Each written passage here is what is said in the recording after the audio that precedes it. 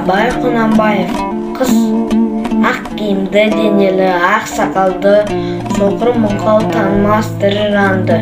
Үсті бас аққырау, түсі суық, басқан жері сықылап келіп қалды.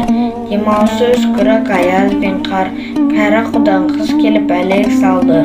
Ұшпадай бүркін киген оқшыр айтып, аяз бенен қызарып ажарланды.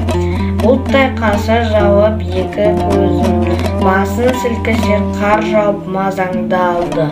Бурадай бұрқ-сарқ етіп дозданғанда, алты қанат ақ орда үй шайқалды. Әуез көріп жүгірген жас балалар, беті қолы домбыға бүсік шалды. Шиде мен тон қабаттап киген малшы бет қарауға шыдай алмай теріс айналды. Қар тепкенге қарымас қайран жылқы, титығы құруына азақ қалды. Қыспен бірге тұмсығын салды қасқар, малшуарым қорқылмай кем алды.